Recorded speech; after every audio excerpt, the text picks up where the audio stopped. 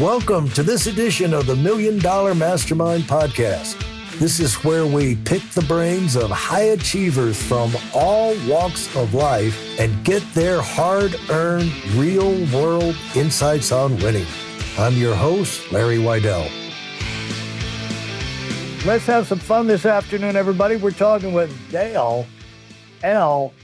Roberts. Dale is all over YouTube. He's a self-publishing giant. He's a great teacher of people on the way up. And he's got the Self-Publishing with Dale. Is that your podcast or is that the YouTube, or what is Self-Publishing with Dale? That is all encompassing. That's the full brand, because I actually have two different channels, but a lot of people didn't realize the first channel started out as Self-Publishing with Dale. But then I ditched it because I started a podcast with the same name. Not smart on my behalf. There's a first mistake that we can go ahead and discuss is splitting into two. Okay, so welcome, Dale. Glad to have you on. Thanks for joining us. Love the intro, by the way. That was good. I need you as my hype man, Larry. Yeah, I'm the hype man. Yeah. Just call me Bundini Brown or something. There you go.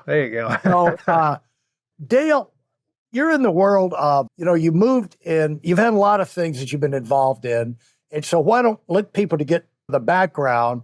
The one thing they need to know is you've been incredibly successful here in the last few years, writing books. You got, how many titles do you have? How many books do you have out there?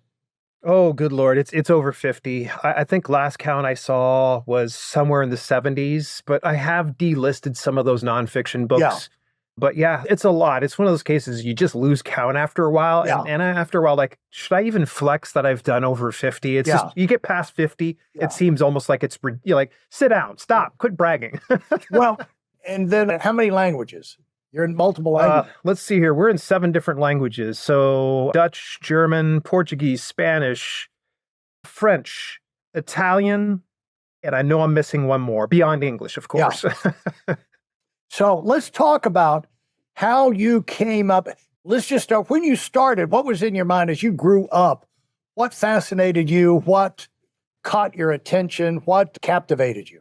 Oh, man. As a kid, I was very self-entertained. Like, you could put me into a room with some books and some action figures, and I could go all day long without bothering a single person. And I've been a lifelong reader and writer. Love to read books. It's just one of my favorite things to do, to just escape. So you can only imagine, like, the whole full circle type vision of where I was to where I am now. The small kid in me is living this dream. Yeah. And so where did you develop a personality? Oh, man. Staying in your room, usually that's because you just don't like to be around people, or you prefer your own company. But when you come out of the room, what got you coming out of the room and interacting with people? Oh, I wish I could blame it on any one person. I think there's a variety of factors.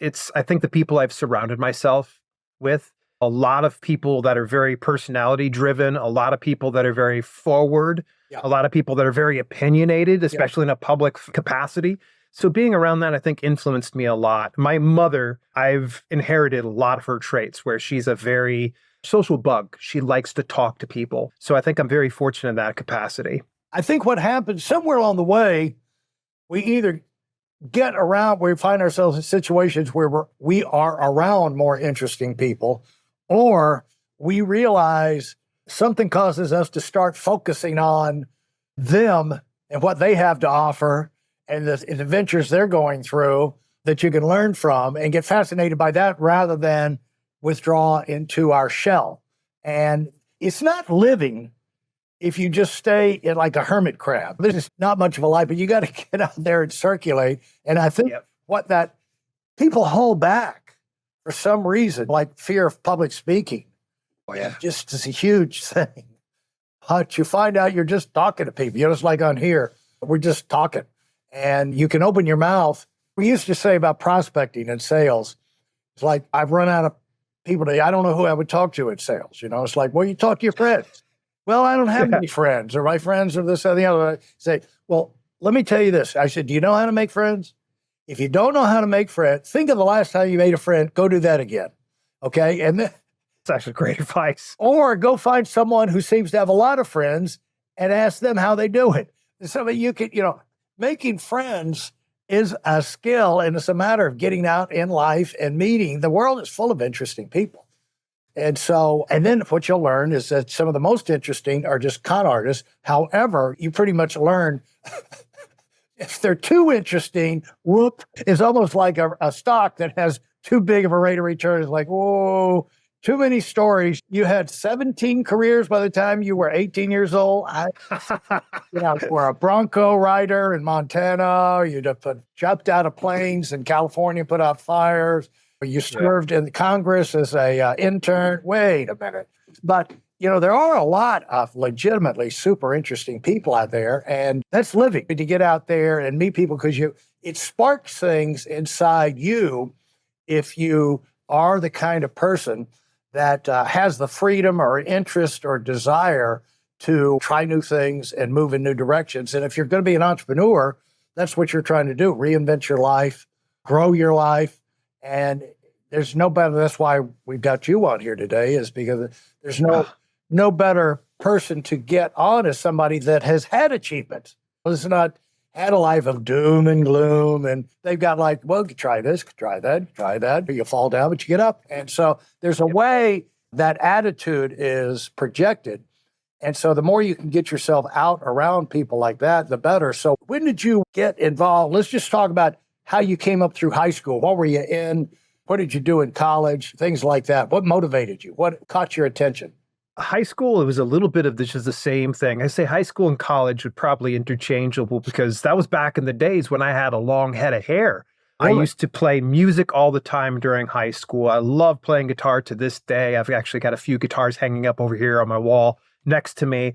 I still dabble. I love to play guitar, but that was then. And of course, I continued to read and I loved writing. In fact, I went to college to get into journalism.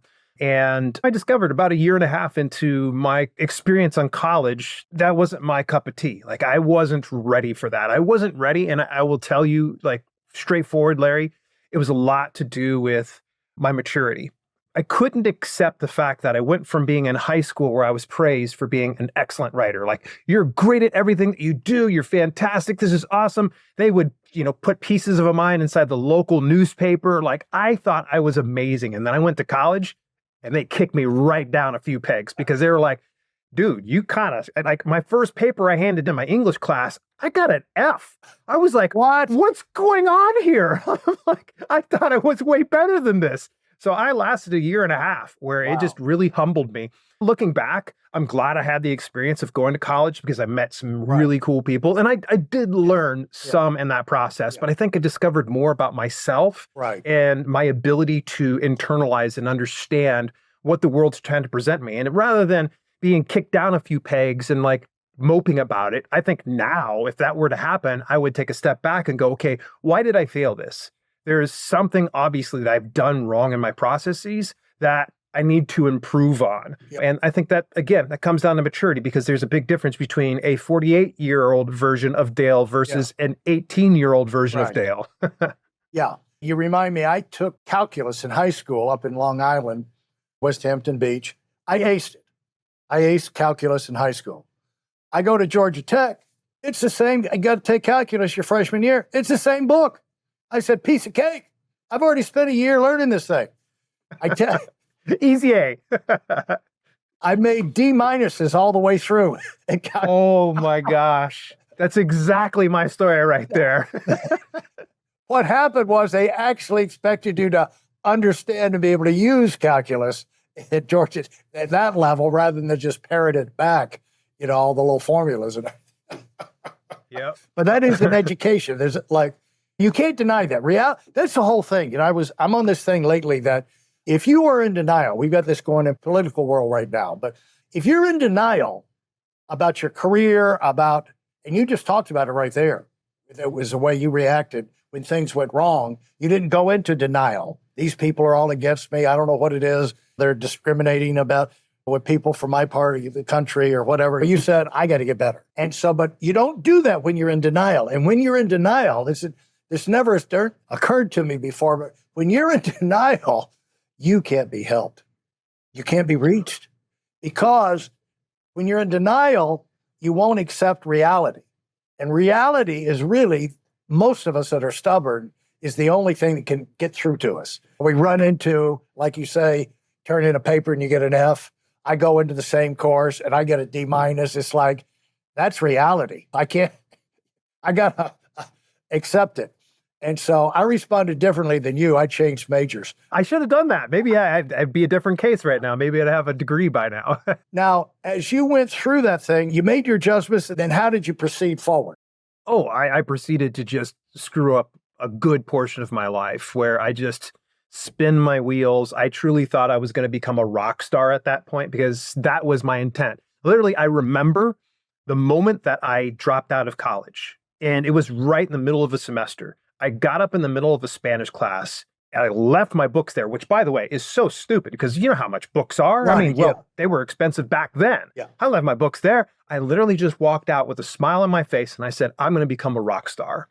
I literally believe that. There is no turning back. No turning. Yeah. Oh, and it got hard. It got hard from that point on. Did I become a rock star? No. Did I play in a lot of bands and fail miserably at them? Oh, absolutely. Absolutely. Did I spend countless hours, days, months, years playing around with something that never loved me back? Yeah. Yeah, for sure. Yeah. But I think the big thing that happened was while that's going on, me trying to become a rock star, I continued my quote unquote career at that time in the healthcare industry as an activities director.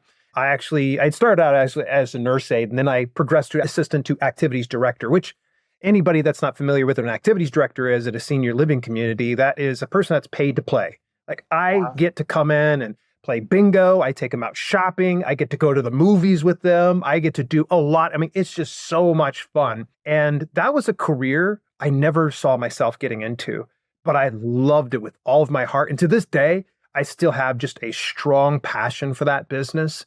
And if someone were ever go, hey, Dale, give up the YouTube thing. You have to. You got to go get yourself a quote unquote real job. Yeah. I definitely would return to doing activities director work because it was very fulfilling. Yeah.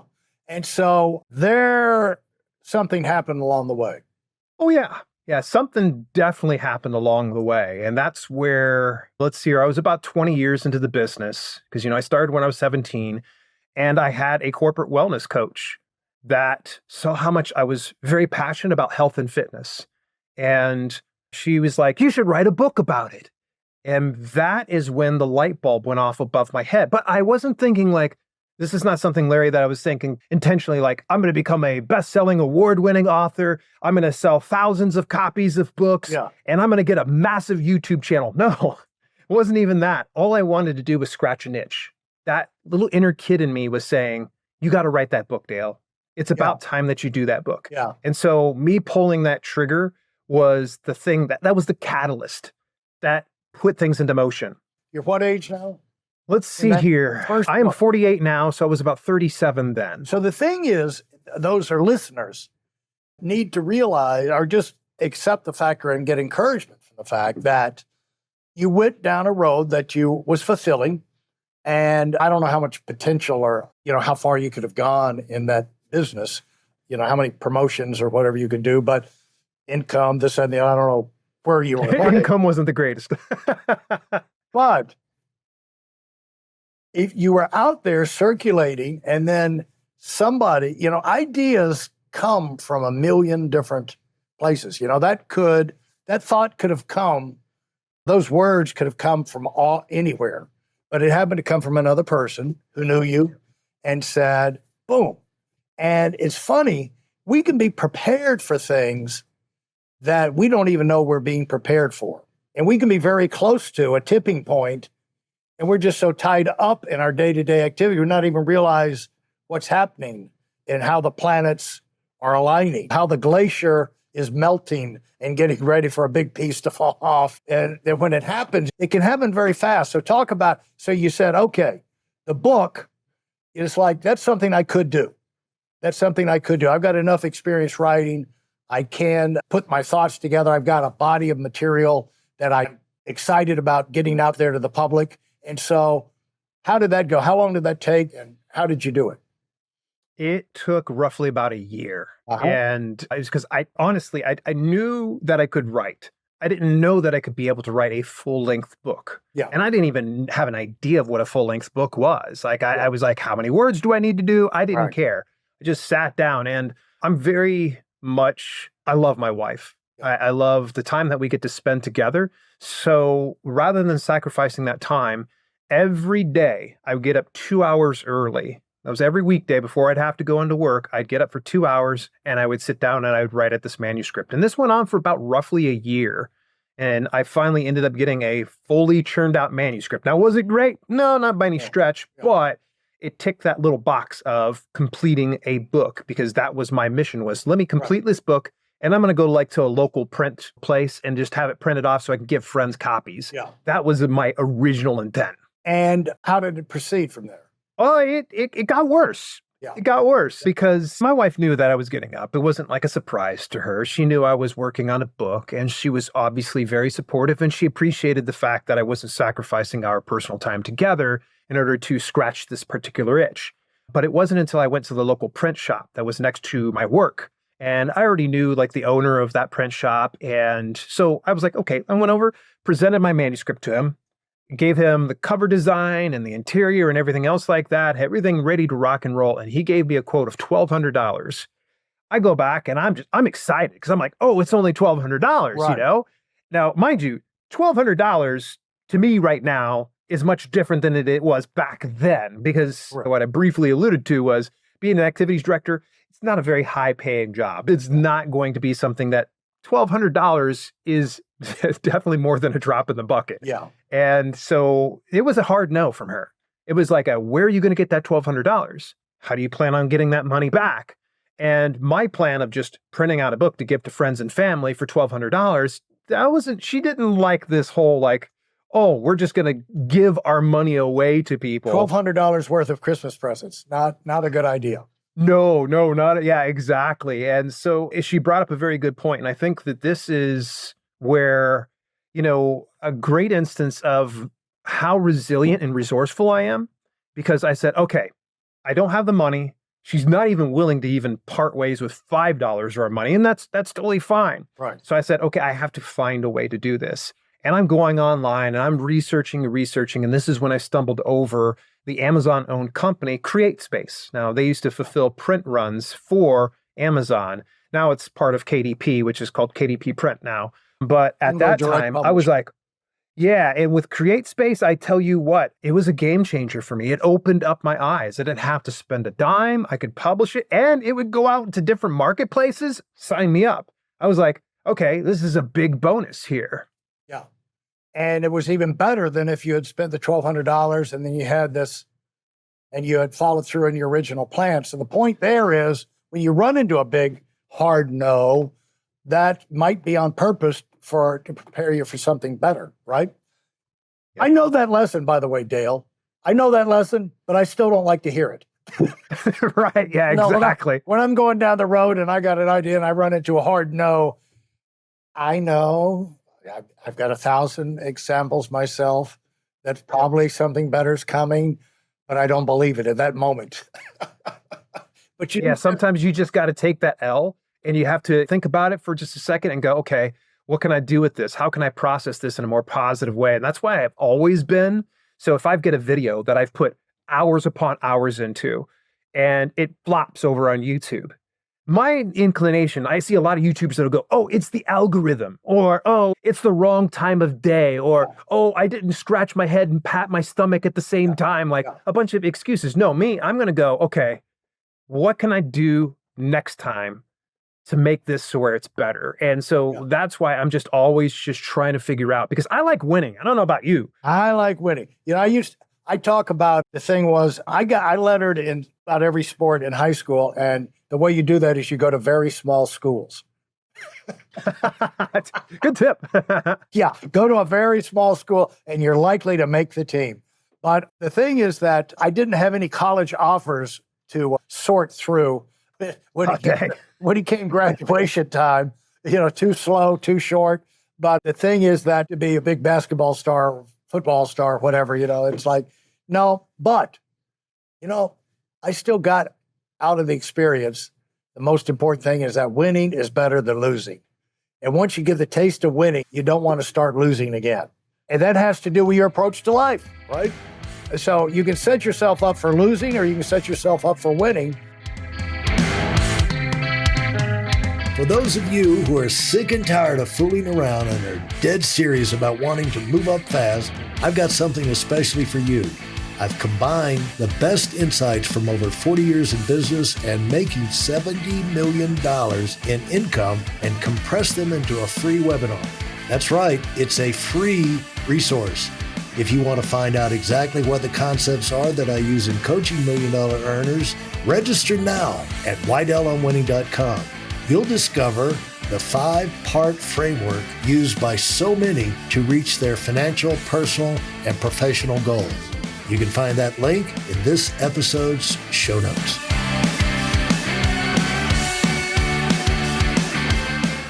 As you went through that process, what was the first taste of winning that you had from this experience? I think the big win for me was just publishing the book, because at the time I was only intending on being a hobbyist. Yeah. So getting it published onto Amazon's marketplace, and then the bigger taste of success wasn't just the fact that I sold some books to my friends and family. That was great. But I started seeing more sales beyond that. And to me, that was enough blood in the water for a shark like me to realize I'm going to quit my day job. And this is literal. Like, as soon as I got that first paycheck, I'm already having this conversation with my wife. I did this part-time. Can you imagine if I did it full-time?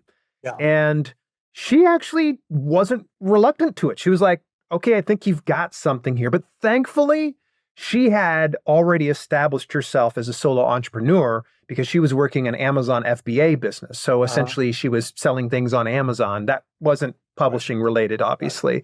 So yeah, I decided to go ahead and leave my rather good job to pursue this life as a full-time author. And that was my first real taste of success. It wasn't just the publishing the book. That was the big success metric. But the surprising success metric to me was, people are going to buy my book that I don't know? This is crazy. Yeah. And were you thinking, did you have a worry about being able to come up with content or titles that people would be interested in? Because you have emitted 70, 80 books.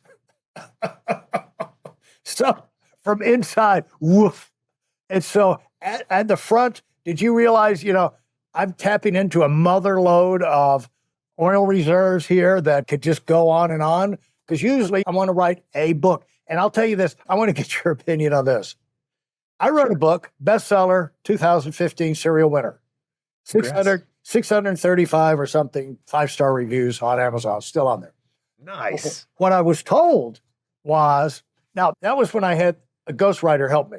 I was not going to be able to write a book myself. That was the one thing I knew in my entire life, you can't write. I always thought I could do everything except write. I don't know what it was, that and being, that and get an A in chemistry. Those are two things that weren't going to happen. But the thing is that, and I went ahead and wrote a book one time anyway. I wrote a book. Yeah. And when I gave it to some of my friends to say, what do you think? And I thought I had my manuscript, like you. I'm telling you this because I think you will enjoy it. But when I gave it to my friends, they said, this looks pretty good. Why don't you write and turn it into a book? I said, I thought it was a book. No, go get somebody who could help you write a book. This is a good idea. It was like Paul McCartney. They had him, he wrote the theme song for one of the James Bond movies. I don't forget what it is, that. Live and Let Die. Live and Let Die. Good man. That is your industry. So anyway. Love music, yeah. Well, he gets it all together. He's all excited. And he flies down to deliver to the producers down in the Bahamas or someplace. He goes in, makes a big presentation, and they said, pretty good. When are you going to record it? When are we going to do the real recording of this? And he said, that was the real recording. And then they had the awkward moment, the face-off. We're staring a Beatle in the face, and he's telling us this is the final version. And they said, okay, yeah, this is the final version. We're going to go with this. You can't argue with Paul McCartney. You don't argue with Paul McCartney. He's a legend. But but when he tells the story, it's exactly the same thing. It's like, you don't know, but it was a different type thing. He wasn't in that style of music at the time. And when you go into these new, you don't know what the reaction is going to be, but you got to throw the dice. You got to get yourself out there. But I told you all that to say, the advice I got was, everybody's got one book in them. Oh, yeah. Write one book. Just write one book. Don't, because the second one's always worse, not quite as good. Like, look at Dale Carnegie, his second or third, fourth book. Nobody remembers. They only remember the first one. And so I bought that. But I think that's bad advice. I've since learned that's pretty much bad advice. And if you've got other books in you, go ahead, and you probably should keep on writing. What have you learned about that? You can educate me, because you've got a bunch of them. I will tell you that there's a superpower that I have. It's ADHD, and I'm able to harness that for good. It is a double-edged sword. It can work against me, and if I don't have it wrangled in, it can become a big problem. And so my biggest problem is my creativity. I have creativity, I don't have enough time in the day. That's my biggest issue. In fact, even now, as we speak, I have a laundry list of ideas that I'd like to do in YouTube videos and do with books and things like that. So my biggest issue is, okay, what is going to be the idea or concept that's going to work right now? Because I know that I could sit here and try to churn out 50 books, but the problem is, if I can't get it out there into the marketplace and see that there's proof of concept, first of all, are there readers that are willing to buy it? Yeah. I mean, that's going to be the big thing, because I got bills to pay, man. I can't just go out and churn out a manuscript and go, yay, look at me, everybody. Right. No one cares if they're not buying. So that is the thing, is I figure out what's going to sell right now and pay those pesky things that come in the mail called bills. And so that's what I really focus on. So it's, how do I get it? I don't know. It's one of those things. I think I've always been very excited about life, very excited about various aspects. I'm passionate about so many things.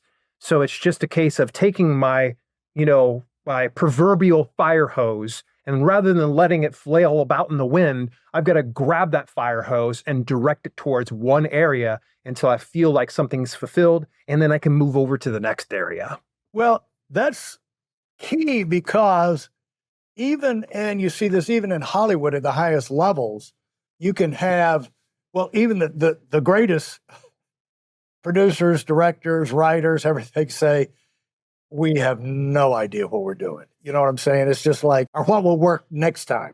You know what I'm saying? Like, what's going to work the next time? I don't know. We just give it our best shot. But in line with that, they actually do a lot of testing and probing and watching trends.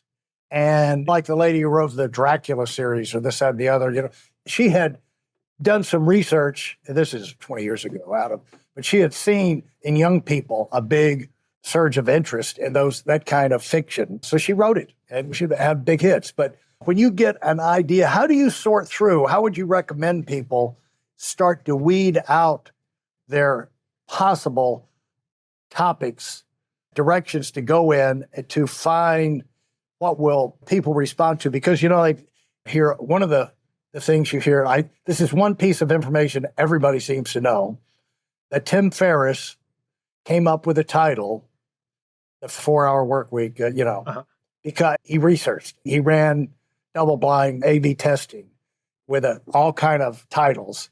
And that was before he wrote the book. He did that kind of testing. And then that was the title everybody seemed to have interest in. So he wrote that book. He just put a lot of the same information and kind of put it up like that. Now, it was a blatant lie from the beginning, because people who know him at Princeton say he worked 20 hours a day, even as a student.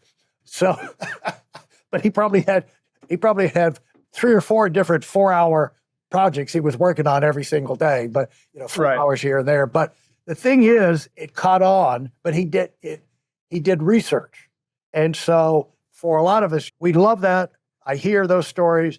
You don't know how to do that research yourself. How do you sort through the ideas and start to get an idea, this is something that would resonate out there and people would be interested in?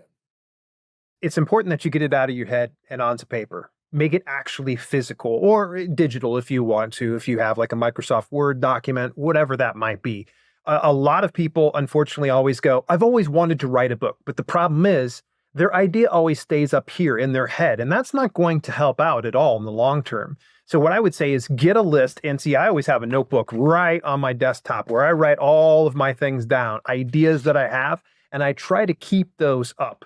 And I try to look over at them from time to time and go, okay, does this make sense right now? Great.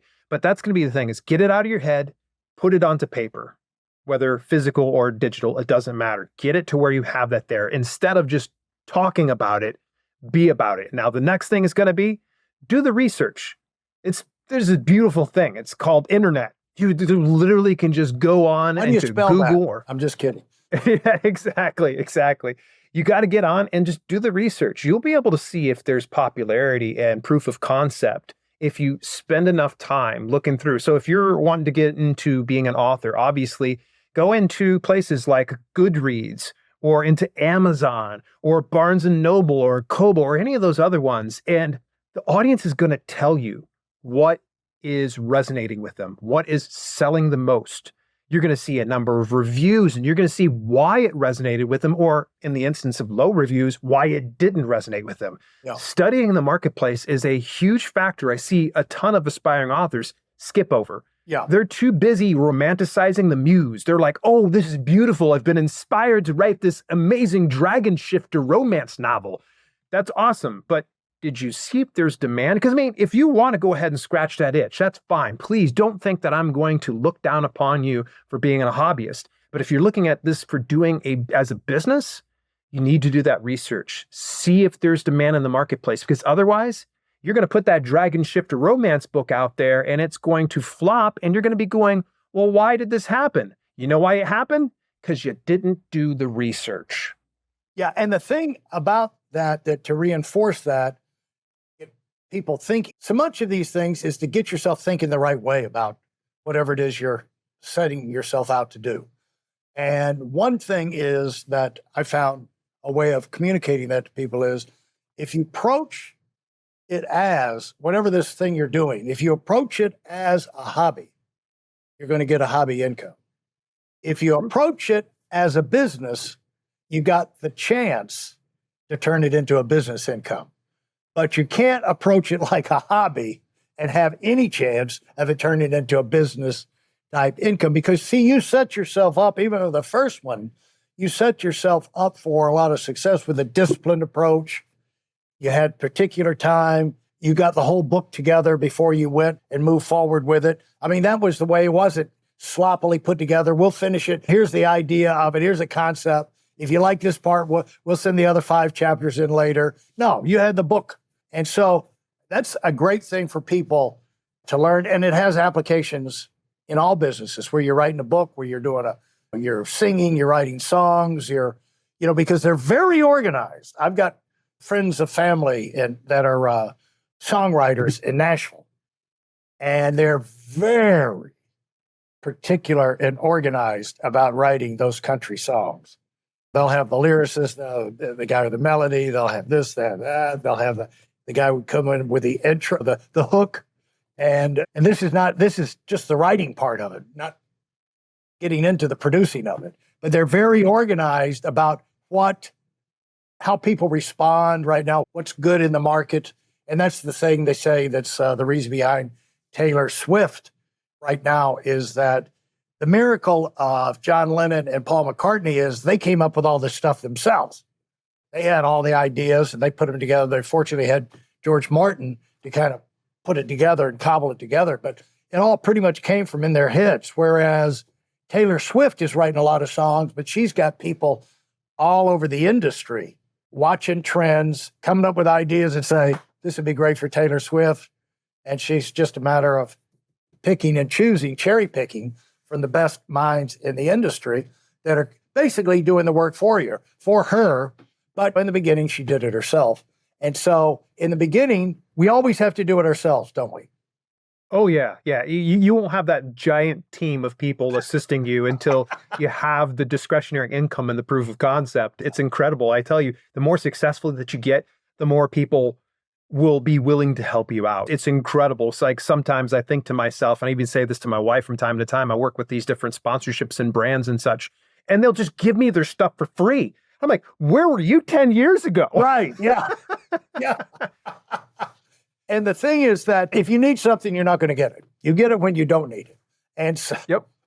so That nailed it right there. and so the thing that you do get from doing it yourself is you learn how to evaluate, supervise, train, direct professionals when you start adding them to your team.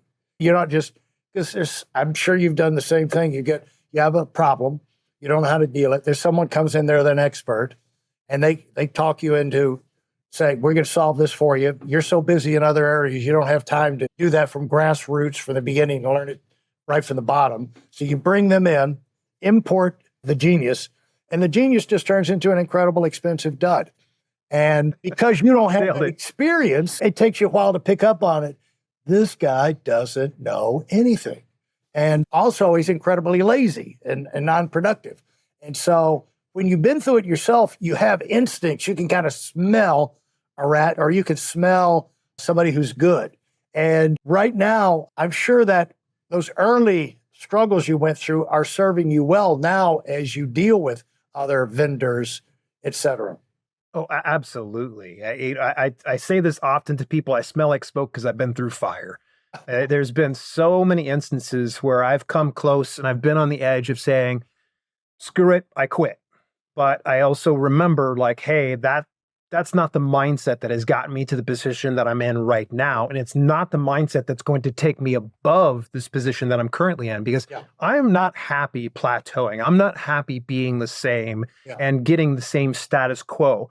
I like seeing upward growth like everybody does. Everybody likes to win. So you have to have a winner's mindset when you go into this whole business. I mean, in any walk of business or even in life, you have to have that positive mindset, because otherwise you're going to be self-destructive. You're going to do some things that are going to sabotage what you're trying to do, whether you think you will or not. Like, mindset's a bunch of BS. No, mindset really does make a huge difference, because I will tell you this much, that if I weren't grateful, that if I weren't humble, if I weren't flexible, if I weren't coachable, I probably wouldn't be in this position that I'm in and having such a deep, amazing network of individuals with me.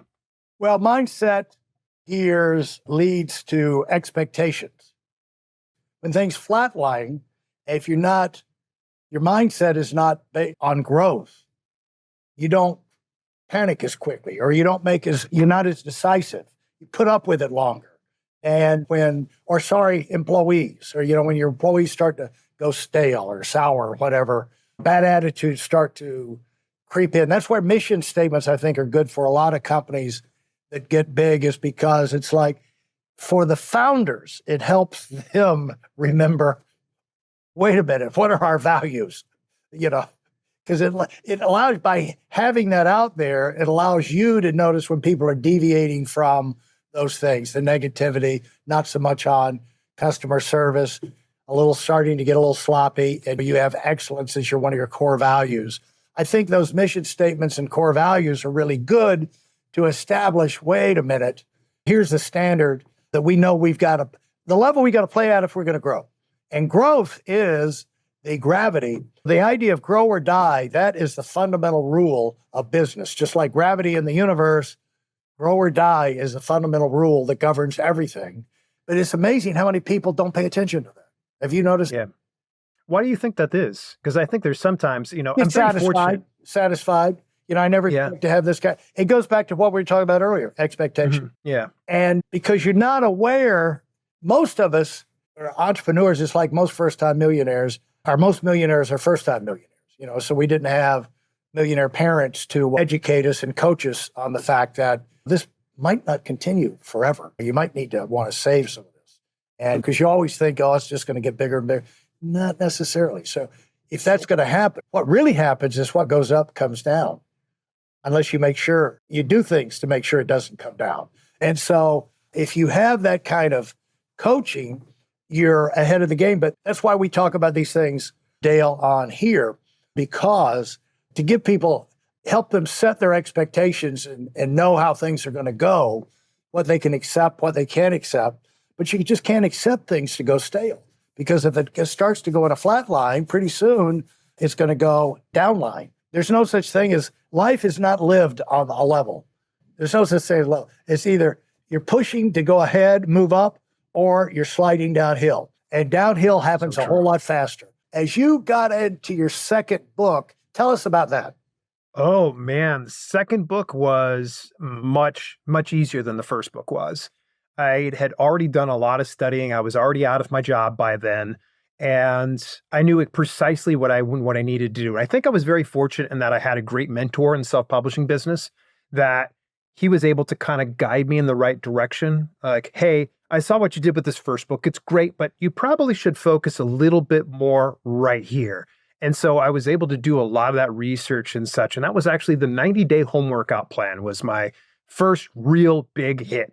Did it bring in me hundreds of thousands of dollars? No, but it definitely was a better proof of concept than the initial one that got me to leave my job. Because I mean, I probably pulled in like $21 and some odd cents to like determine I was ready to leave my job. Yeah. Whereas with the 90-day home workout plan, I was pulling in a substantial amount of revenue that I go, oh, now I'm headed in the right direction. Yeah. The writing was more crisp because I had a great editor. I had a lot more direction. I knew exactly who my ideal audience was. I didn't realize back when I wrote that first book, it's a good idea to identify your audience that you're writing for. I thought initially that I was writing it for everybody. Everybody could benefit from this. But one of my good friends, Mark, said to me, he goes, there's no way you wrote a fitness book that's good for a teenager in the same instance that's good for a senior citizen. Yeah. And I was just like, that's a good point. And he did. He brought up a great point. I can't write a book for everyone.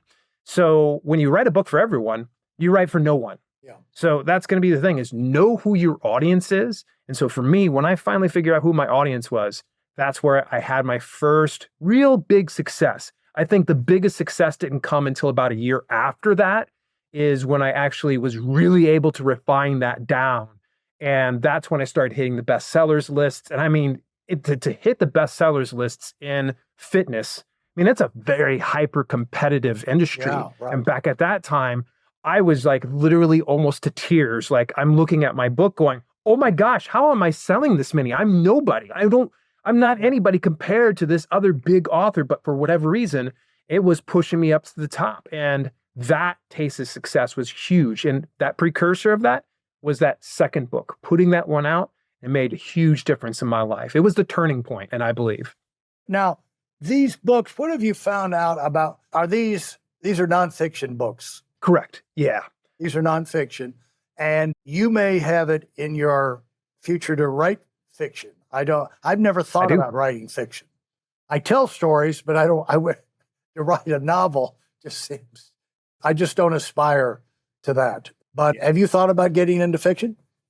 I have actually, and right now I'm in the midst of launching a 12-book series that's nonfiction, and I need to wrap that up, and by July, I'm going to be fully pivoting over into fiction. I'll be writing science fiction horror. Okay. Science fiction horror. Oh, I hope. Too much Stephen King growing up. It sounds like an interesting world to dive into. So now, these books, what have you found out about the length of nonfiction books to be all of these are self-published, right? And so correct. What have you found? I'm enamored of the idea. I haven't written any of these, but I'm enamored of short books. And because like this podcast, I spent my life talking to people with attention deficit, and entrepreneurs are all to some extent manic depressive. They get super excited about this and then super mad about this. And so attention span doesn't usually flow. There's so many things happening. Usually attention span is hard to maintain during those things. For example, my son is like that. My oldest son, he works with me in the business. My book went out in 2015. He just was happy to tell me he finally finished reading it this fall. And you're like, thanks. Did you read a word a day? but I don't know what he, focusing on reading. Some people are just not readers. But the thing is, with entrepreneurs, what I found, Dale, like we write for impact. You write for impact. I write for impact, especially if you're the nonfiction thing. And what I found from doing thousands of meetings with high-level managers is like, you can have a room of 100 or 200 to 300, doesn't matter. But somehow, if you're up in front of them, you can read all of their eyes. You read the eyes. And what happens is that when you connect over here, over here, over here, somebody like, they get it. It's just like, they almost like elevate, the eyes get bigger like that. And it doesn't matter if this is the first hour of a 3-day conference, they're ready to go home because they got what they were looking for. Because the people who do things, Dale, like you, let me tell you who you are. You're the kind of guy, you get one idea that you need from your mentor, and you're going to do it 1,000 or 100,000 times. Most people who want to write a book, you will tell them 100,000 times to get them to do it once. You know what I'm saying? So true. So I don't write for the people who need to be told 100,000 times because they're not going to read the book 100,000 times. So true. I write for the people who, when they hear an idea, boom, connect, boom, because those are people who move the world. And so I've been enamored of the idea of the shorter books. The idea of, I think Don Miller, who's the coach builder guy, said that his idea of a great book is one that's 100 pages. You can buy it as you get on the plane and you're finished by the time you get off. And what's your attitude about length of nonfiction books? Length should first of all, there's two things you need to study. The very first thing is going to be study the market. Make sure that there is demand for something like that within that specific genre, because nonfiction obviously is a broadly encompassing identifier. There's so many things that break out into self-help, health and fitness, writing, education, things like that. So it does break out. You got to make sure, first of all, there is that proof of concept, that there is that ability. But in the same instance, though, you bring up a really good point that 100 pages or even less sometimes might be more than sufficient for some people, because maybe they're reading it on a commute to work, or maybe they're listening to it inside the gym during a workout, things like that to kind of think about. So what I would say is anytime that someone goes to you, like, you should write a book, don't just think automatically that you have to write this like 500-page tome. Right. Yeah. Think about delivering value. Yeah. What is the value you can do? And try to get it to where you can condense that down, especially if you're an indie author and self-published.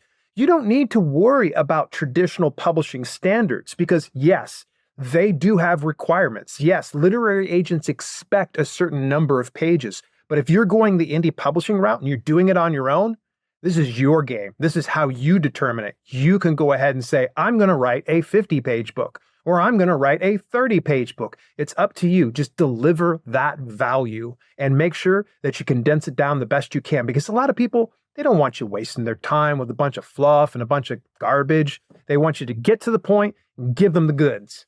Yeah, in fact, I think in a lot of different genres, there are books that are incredibly short that have been classics for 50 years or something like that. But like, I think Harvey Penick in golf is like the Little Red Book of Golf or something like that. It's like a little tiny thing like that. But people go to it, go back, buy it. It's still selling and making the impact. There's spiritual growth books, Principles of Spiritual Growth, Miles Stanford, 72 pages.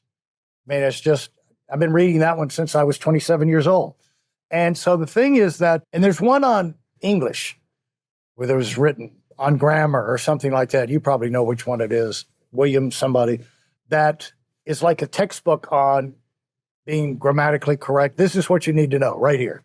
And so you don't have to have a 600-page dictionary or encyclopedia to be able to be literate.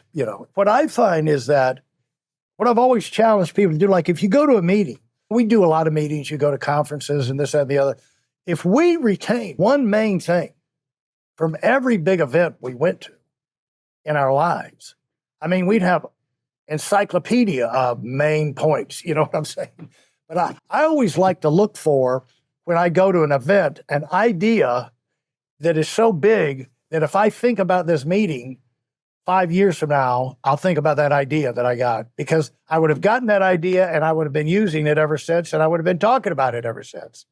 And I know that I got some small books when I was starting in business and sales at something like Joe Gandolfo, Ideas Are a Dime a Dozen.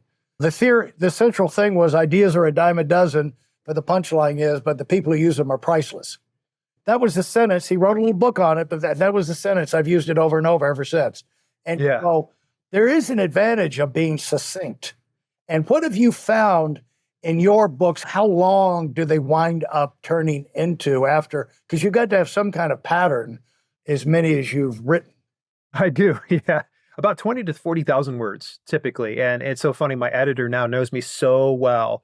She doesn't even ask me anymore how long a manuscript's going to be because she knows it's always going to land somewhere between the 20 to 40,000 range. There are some exceptions to the rule, but it's rare these days because I've done so many that I don't want to say I've got a formula in my head, but it's kind of like that, where I have a specific like pattern of, okay, I'm going to cover this and this. I always know that I'm a bookend my content with a story that I try to relate to whatever the main like crux of what the book is going to be about. I always try to figure it out because I feel like stories tell. I think you and we've been in the sales business before. Like you hear facts tell, stories sell. And to me, that's one of the biggest like things that I try to embody within my latest nonfiction publications is getting that story, leading in with that. But all in all, about 20 to 40,000 words. I've gone a little north of that. I think I got close to 50,000 words, but my editor was like, and we're going to clip this out, clip this out, clip this out, clip this out. And I'm like, okay, we're back down to 40,000. Now, how are you using dictation I remember I started writing I had a cycling accident and in the middle of Palm Beach, and it incapacitated me. I've been 17 years in recovery.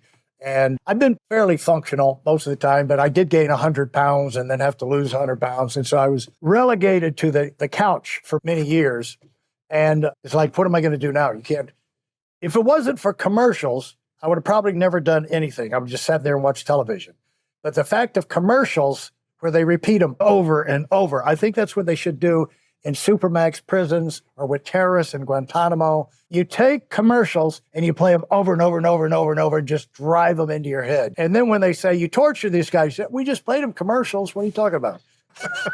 Why is that? I think it's a good game plan. We need to run this up the ladder here. So the thing is that's where I started. Well, I got to do something. So let's get into Twitter. How would that work? And then Facebook. And then before kind of like you have ideas. Before I knew it, then you do blog posts. And then before I knew it, I had like 40 or 50 potential book titles out there. And then it was like, well, we did one. And so, but you get to where you're doing a lot of typing, but you can save a lot of time if you can get the dictation down. How do you move fastest through getting your content down, get your 30,000 words down as fast as possible in your outline and all of that? How do you get it out of your head? I'm a very fast typist. I would say very fast. I'd say I'm proficient. That's the best way, because I've heard some other people that type way faster than me. I'm probably pumping out right about 50 to 60 words per minute. I have done voice dictation before, and it was good. My biggest issue was the whole idea of having to punctuate and going through like, oh, you'll say, and some people may not understand this, when you do like voice dictation, you're typically having to say like, today I walked out and saw the sun was beautiful, period, next line. And you're it slows down that flow of thought. So I found that I wasn't very proficient. A good friend of mine, Nick Thacker, he's an ace at doing voice dictation. He could literally just rattle it off, but came from years of experience of him actually doing it a lot. Now, as far as voice dictation goes, though, now it's getting even better. And I'm going to just kind of share with you, they're not paying me to say this or anything else like that. There's software out there. It's called ProseWrite. It will do voice dictation for you, and it will automatically insert all the punctuation for you. And then you can even have an AI model that goes and it will edit as you are going along. Really? But ProseWrite, that is just amazing. I just found out about them about a month or so ago, and I have loved what I've seen so far. It's definitely changing the game because, as you know, probably there's Dragon Naturally Speaking, which comes at a very high premium. Right. And you've got to train your dragon, quote unquote, train your dragon to understand your dialect and your delivery and things like that. And it becomes a little bit of a hassle. See, I did voice dictation through my little phone, my Android back, Right. gosh, let's see here, 2016. And I did it with Google Docs. All I did was just turn on my talk to text speech or my speech to text feature, and it put it on in there. But again, you're having to say all the punctuation. So I'm very excited with what the future holds right now for voice dictation, because I'm a pretty proficient talker. I think I'm a better talker than I am a typer. But I think the real challenge is going to be is taking that same part of my brain that actively edits as I type and try to do that while I'm doing voice dictation. Yeah. Because there's many things that will go through my head. Some of the lessons that my editors will kind of share with me, some of the issues and hangups that I have in my own writing that I try to stifle as I'm typing. Whereas when I'm talking with my voice, forget about it. Right. It's unfiltered. It's going to come out. It's going to have a lot of your no's and ums and Right. all that type of stuff that I'm going to probably have to end up cleaning up in some capacity. Yeah. And probably AI can do a lot of that. You know what I'm saying? AI, get trained to just, But tell me this, what you've screwed up and told me that you've reached a couple of points in your life to where, or when you've run into those points where it's just like, I'm thinking of tossing the whole thing and just turning the whole thing in and forget the whole deal. What kinds of things cause that to happen? What have you been through that's reached that point? Why is it not an automatic thing that where you just keep putting out books and the money comes in and then you expand in other countries and then you write another book and then more money comes in, and then what in the world could go so wrong? That probably has to do with the YouTubes and the videos and the podcasts or something. It does have a lot to do with being very public. I think the biggest issue that I have is I get thin-skinned on some things, and it varies from one thing to the next. So, for instance, I'll get one trolling comment on a video, and I realize I'll get like 50,000 different great comments, but for whatever reason, this one negative comment cuts through the mess. And for whatever reason, it just validates that monkey mind I got in the back there going, you aren't good enough. You aren't that person that you think you are. It's that imposter syndrome, if you will. And it kind of validates that. But I think sometimes when I have to take a step back and reanalyze it, the first things I need to look at is how many people would disagree with this person? Okay. How many people would disagree with that monkey mind of mine? And the next thing is, what are my goals? And am I working my way towards those goals? Yeah. And am I feeling fulfilled? That's the most important thing to me. The feedback, the negative, the troll, the negative feedback, stuff like that, rather than it's just like, I'm not sure that you're going to be a great politician here. I don't know if that is. I'm not going to be cut out for it. I don't lie very well. I don't know if you're going to pass the thick skin test to move on to the political phase of your career. I'm going to have to go over and tell Donald Trump not to nominate you for any cabinet position. Yep. No cabinet positions for me today, boy. I'll quit the first day in. They're going to be like, oh, this guy. Well, may I make a suggestion on that point? Yes, please. Because we all deal with it. But I think you might have the wrong approach, because you're trying to unravel a negative, irrational comment from a son of a bitch who just does not like you. So the first thing you got to realize is that certain people aren't going to like you, don't like you, and I don't care if you bought them ice cream and $100 bills on the hour, they would still hate your guts.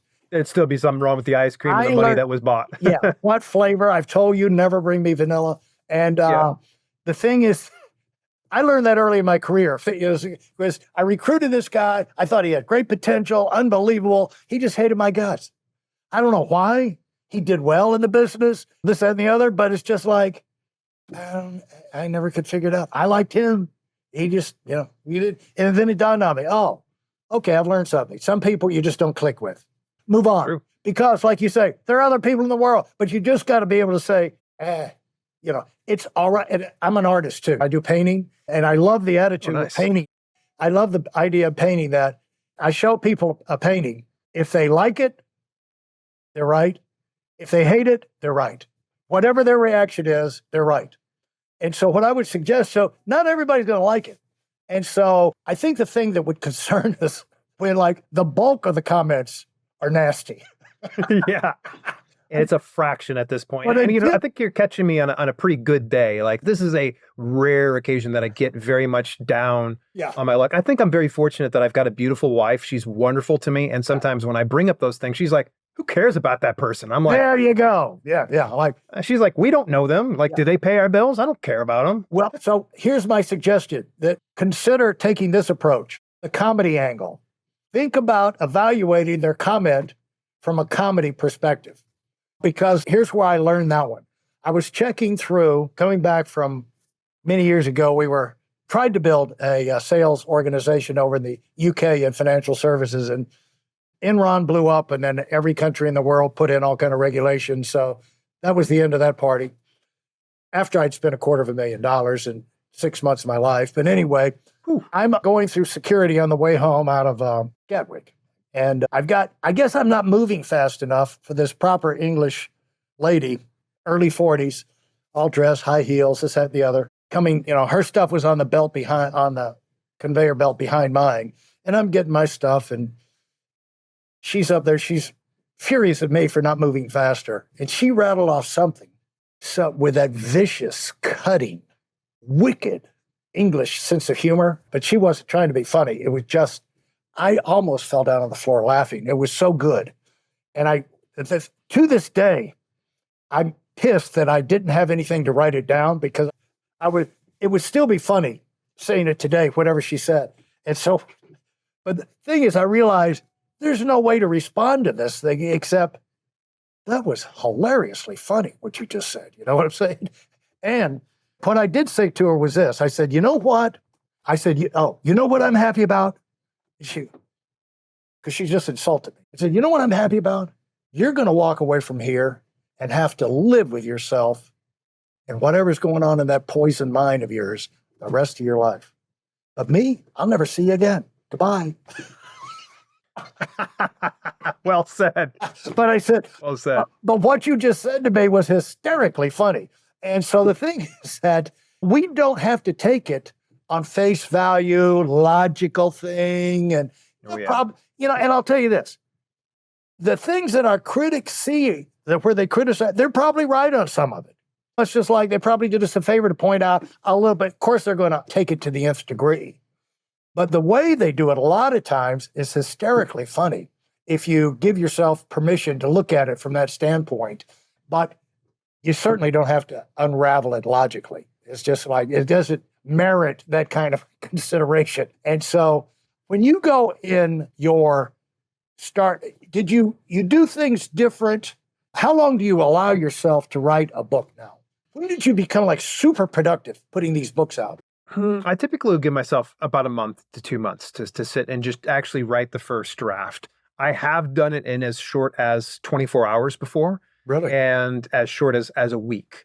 But I find that I get a better manuscript when I give myself about a month to 2 months to really get it all dialed in, because then it makes the editing process so much easier. So that's typically what I'm shooting for. Now, can I do it in a day? Sure. Do I want to do that all the time? No, it's tough. Right. Yeah. And so the thing is, there's a thing called life that you have to do too. You can't always put things on hold.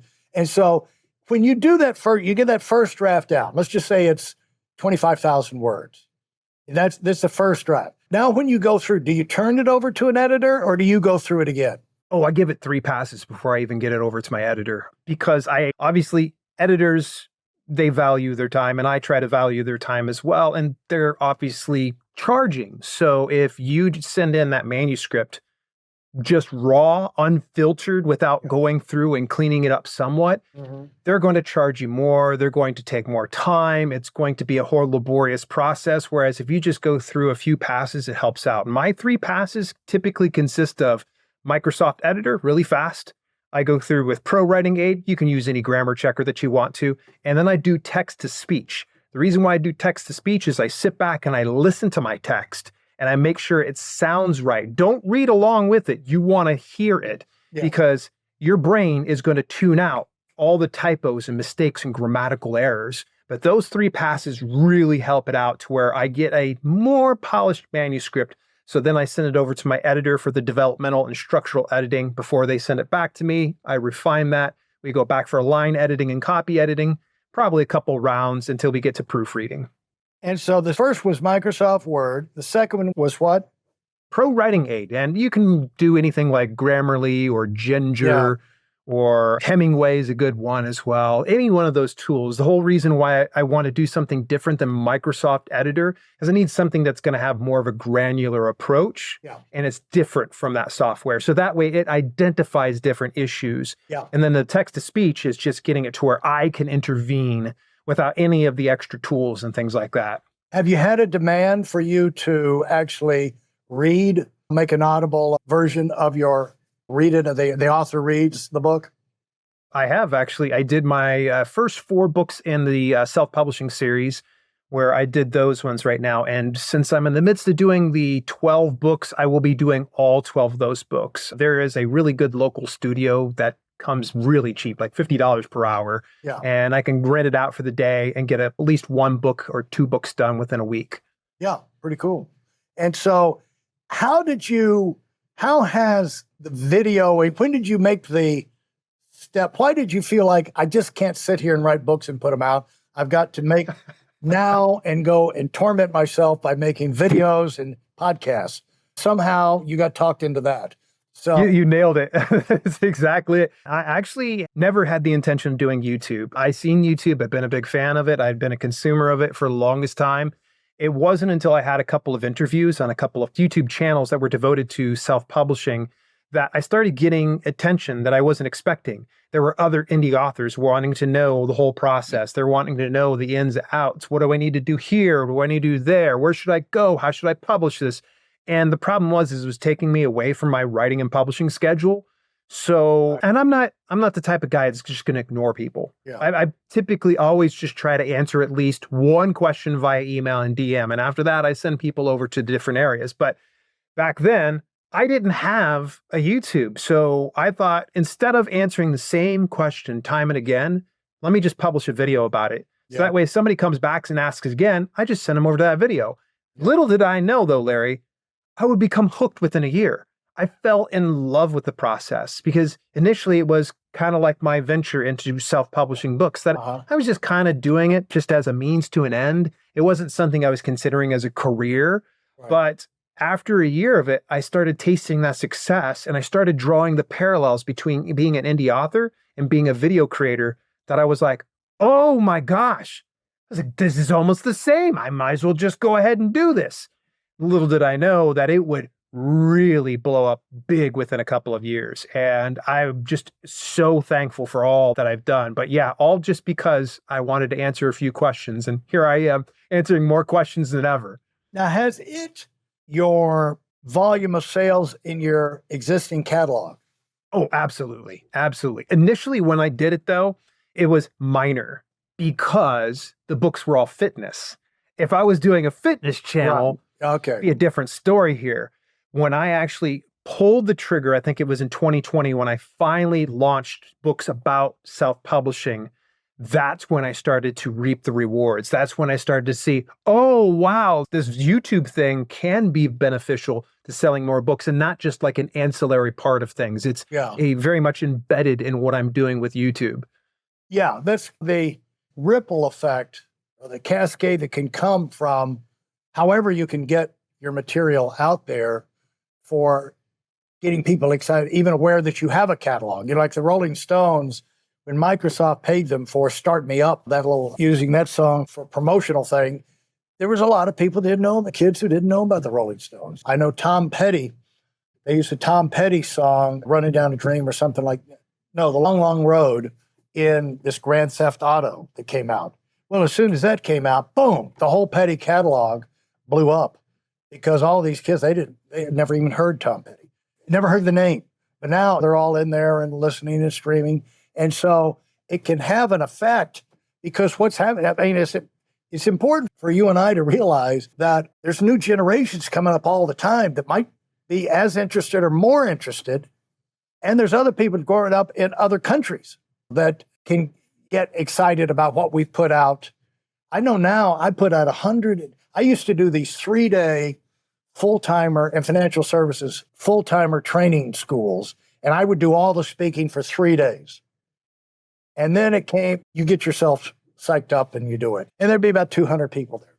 But then it went like 15 years and I hadn't done it. I said, we got a whole new generation. I need to go do it. Well, all of a sudden, well, you need to do it here. You need to do it. I was going to have to do it in 9 different places around the United States. It's like, no. So I got on YouTube and I copied the Khan Academy's approach. I saw Khan Academy. And where all I did was you get a chalk and you draw it on a blackboard or something, or marker board, whiteboard. And I said, that's what they do. I can do that because I don't have to be on camera. You don't have to do a lot of editing. You just video the board and you just go, just like if I'm at a meeting, I'm up at the board, they're seeing my back and I'm talking and we're going like this. So I said, that works. So I did 180 of them. And I think more people watch those now. I haven't done a new one in probably 15, 20 years. And so these things can have, but the podcast, I think this podcast lets people know that I'm somebody who they might want to look up and follow. And so it's interesting now. Wonder what you think would happen if you were not doing the podcast, what that would do for your business. I mean, this has become a driver for everything you do. Is that right? It's true. It's true. What would I do without it? I would probably be even more prolific. I would probably write You'd probably be at 500 more books by now. Yeah. Yeah, no exaggeration. It probably would be at that point. I think YouTube had slowed me down with that because a great majority of the publications that I did of those 50 that I had mentioned came between 2014 and 2017. Like that was a huge chunk because that's all I did day and night, 16 to 18 hours per day, sitting down, churning out manuscript after manuscript, sending them to editors, getting that feedback, putting it out there, doing the promotion. It was a lot to take in. But yeah, if I didn't have YouTube, I'm sure I'd be more prolific, but I love it. It's fun and it's very creative. It's crazy to think here and say this out loud, but I've already published over 1,600 videos between 2 channels. Good Lord. Goodness gracious. Yeah. You're a machine. No rest for the wicked, right? Wow. 1,600. Now, what's the average length of those things? Oh, since some of them are live, some of the live ones are about an hour long, but if I were to say to average it out, 15 to 20 minutes a piece. Yeah. And how many do you aim for during a week? For the podcast channel, there's typically 2. And for the main channel, there is 1 to 3 that I'll typically have. So you're still running all the channels. They're still running 2 channels. Yeah, but the podcast is easier though, because I do it live. Yeah. And what I do is I record the live podcast and I have live viewers tuning in. And then I stop when I'm recording, but I continue to go live and I'll chat with the live viewers. And then I'll record another segment that I take and I clip and I repurpose it for the very next day as a separate video. I see. And that works really well. So yeah, you got to work smarter, not harder. Yeah. And that's one of those things that I did with the podcast. Now, the main channel, that's the one that has everybody trips over me. That's nearly 100,000 subscribers. Actually, I'll probably be hitting 100,000 this Saturday. Congratulations. That right. Congratulations. Hey, thank you so much. That is the one that typically 10 to 15 minutes long. Here lately, I've been getting some longer ones because a lot of people have been enjoying the deep dive videos. Those take a long time. Right now, I'm working on a sponsored video. Its raw content right now is about 40 to 50 minutes of content. It's going to probably take me about 3 to 6 hours to edit that down and get it to between 20 to 30 minutes. I really try not to stretch it out too long, as I had shared earlier. I like to get to the point. I like to be succinct. So that way, when people go to my videos, they know there's no BS, there's no fluff. They just get the whole meat of it. The time you spend on that video editing is substantial. Oh, it used to be worse. It used to be worse. I would spend upwards of about 12 hours, sometimes longer, on some of the videos because there was this craze. You would have written 3 books by that time. That's no exaggeration. Exactly. I really could. The biggest issue, and this was one of my setbacks, my failures, if you will, was not understanding what my audience wanted. I was following a lot of advice from YouTube experts, and I'm going to put quotes around YouTube experts, that would say retention editing was the thing. Retention editing. You got to change your clips every 5 to 8 minutes or 5 to 8 seconds. So that way it keeps people kind of going. No. Yeah. I'm in a space. I'm not Mr. Beast. I'm not trying to entertain people. I'm trying to educate. And if they get entertained in the meantime, all the better. Right. So when I realized that retention editing wasn't for me, that freed me up so much more. Now, the 3 to 6 hours that it takes for the editing and such sometimes comes down to just the software and, of course, different bells and whistles that really help illustrate specific points. What have you learned that you would say to entrepreneurs that are on their way up or already successful in terms of what kind of value should they put on getting their own book or books out there? Boy. If we have people listening to this and like, these two dum-dums are up there talking about putting out a book. I'm not going to put out a book. Maybe I can pick up something I can apply to my business from in between the cracks. But this is something that is should be a priority for a certain segment out there, maybe bigger than most people think. What do you think? Authors, believe it or not, we're in this whole bubble here. Not many people realize within the bubble that being an author is a very special thing. I can't tell you how many times I've been into business mixers and meetups and things like that. I say I'm an author and people lose their minds. They think that's absolutely amazing. And so just to have something that you can present to somebody that you have spent any amount of time on and your heart and poured your soul into, that people are going to sense that and they will resonate with that. And they also will be inspired by that. Because I'll tell you, the next thing typically people will say to me is they'll ask me, what do you do for a living? I'll tell them I'm an award-winning author as well as a video creator that have done tons of videos about self-publishing on YouTube. And that is usually people go, I've always wanted to write a book.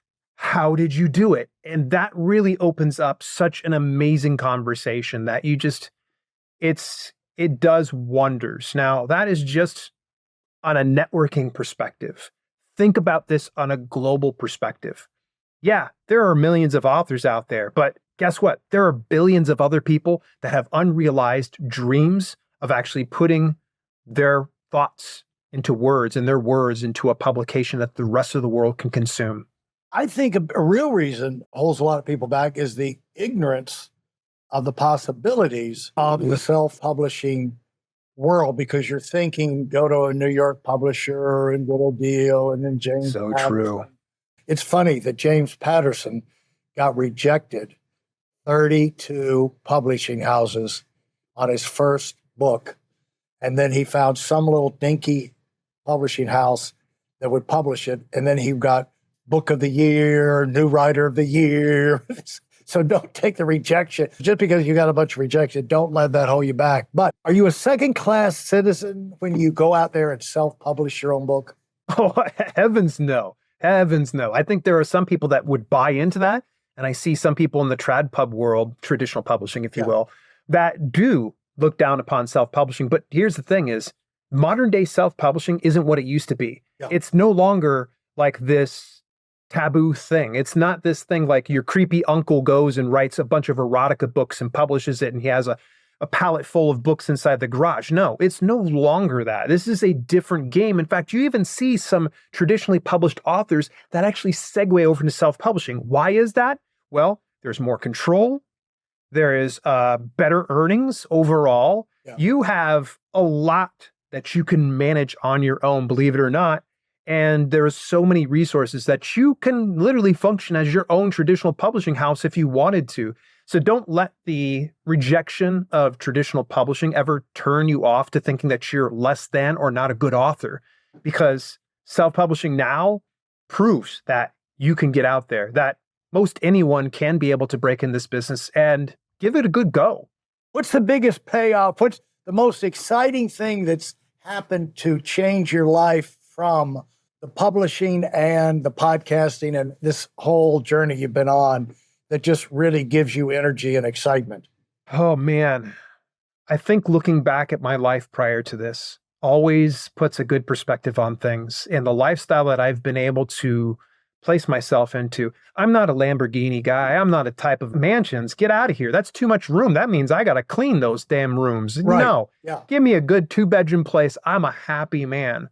But I think that the lifestyle that I live is one of the things that make me super grateful for all of the work that I've put in and the position that I'm in, and for all the people that continue to follow and support me. I'm forever grateful. Yeah. Unbelievable. Thanks so much, Dan. We've had a a nice long run today, but it's gone fast, and I really enjoyed it. I always like to give my guests the last word. And so do you have a last word for entrepreneurs and future writers out there that have stayed with us through the whole podcast? I think Winston Churchill once said it, and I'm just going to paraphrase this: never, ever, ever, ever, ever give up. Yeah. Fantastic. Thanks so much. I'll look forward to seeing how, we'll have to check in when you go over like 250,000 on your podcast, on your channel. And so. Yeah, you got it.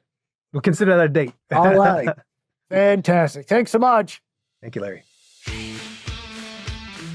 Thank you for listening to this episode of the Million Dollar Mastermind podcast. Commit to your personal and professional evolution with our free training video. It's designed not just as an educational session, but as a transformative journey for those bold enough to aim for the stars. This isn't just any webinar. It's a roadmap to achieving the extraordinary. It's tailored for those who dare to dream big, and yes, it is completely free. Join us in a network of ambitious professionals ready to take their careers to a new heights. Secure your spot now at weidelonwinning.com, and let's unlock your potential together. Thanks for being part of this community.